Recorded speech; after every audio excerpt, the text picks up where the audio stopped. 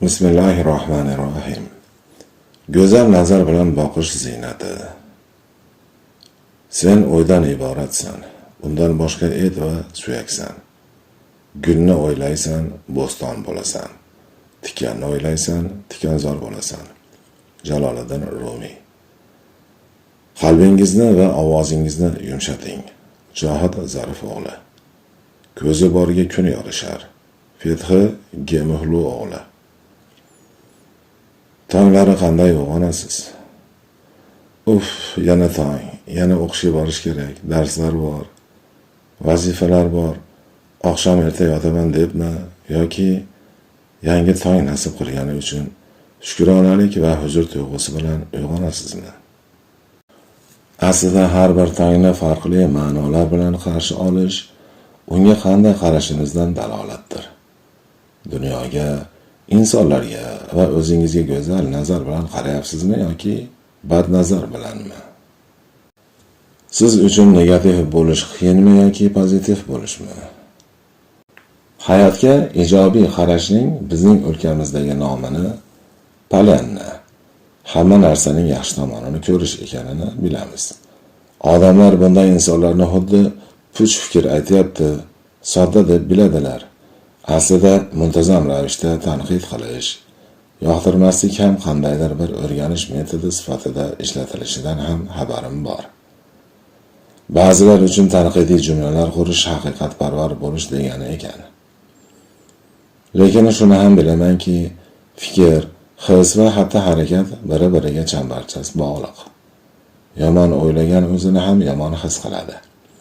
O'zini yomon his qilgan odam yangilik sari qadam tashlash uchun jasorat topa olmaydi.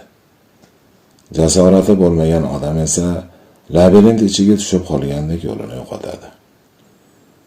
Bir narsaga go'zal nazar solishimiz uchun idrokimiz ham toza bo'lishi kerak. Bir so'zga yuklagan ma'nomiz aslida unga doir hukmlarimizni ham anglatadi. Shuning uchun so'zlarning ruhimizdagi ma'nodoshlariga qarashimizga to'g'ri keladi. Bir kalam avval boshda idrokingizda muammo sifatida namoyon bo'lgan bo'lsa, katta ehtimol bilan o'sha so'z bilan bog'lagan barcha narsangiz shu hisga mos tushadi. Ijobiy hislar bilan to'ldirilgan bir so'zdan uyg'ongan hislar ham boshqacha bo'ladi. Insonning ichidagi so'zlari tanasida ham aks etadi. Oynada ko'rganimizdan boshimizga tushgan voqealarni sharhlashgacha bo'lgan bir energiya nuri ichida yashayapmiz. Buni sinab ko'rishni istaysizmi? Ertalab kayfiyatsiz uyg'onganingizda o'zingizga faqatgina yaxshiliklarni va yaxshilarni ko'rishni istayman deb so'z bering. Kun oxirida bir sarofsab qilib ko'ringchi, nimalarga duch kelgansiz? Mana shuni sinagan har kunim vujudimni yaxshilarning va yaxshilikning umidi qamrab oladi. Shuning uchun bugundan boshlab sizdan ikki narsa qilishingizni istayman. Avval bir daftarga nimalardan norozi ekaningizni, boshqa bir daftarga esa o'zingizda bor narsalar, ya'ni oilangiz, do'stlaringiz va siz uchun qadrli bo'lgan hamma narsani yozing. Siz erishgan, sizda bor bo'lgan narsalar yozilgan daftarni har kecha yotishdan avval o'qishingizni, shikoyatlar yozilgan daftarga esa 21 kundan so'ng qarab, go'zal nazar solishni boshlamaganingizni tekshirib ko'rishingizni xohlayman. Mana shu ikki daftar va uning ichidagilar sizning yo'l xaritangiz bo'ladi.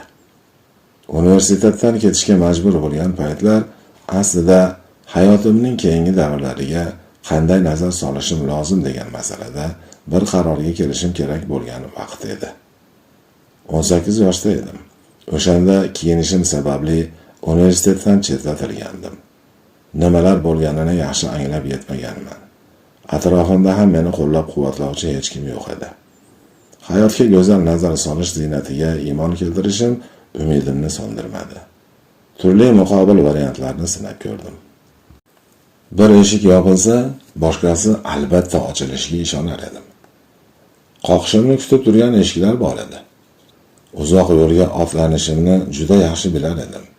qisqa yo'l bilan erishishi mumkin bo'lgan yaxshiliklarning bir necha barobariga uzun yo'lda erishishi mumkinligiga Allohning irodasi bilan amin bo'ldim.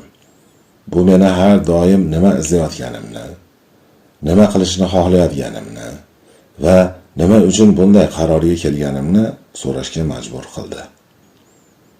Marvin Marshall inson eng ko'p o'zi bilan suhbatlashadi deydi.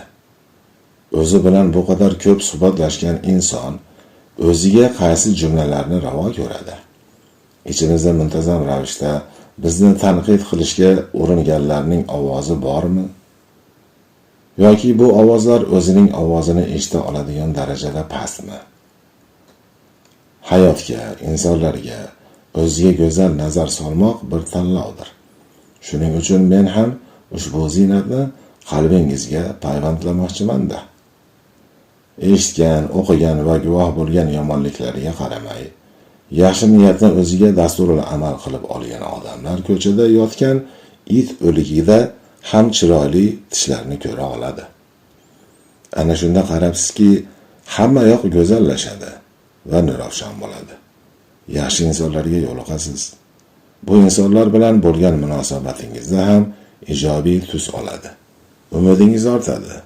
Umid berasiz.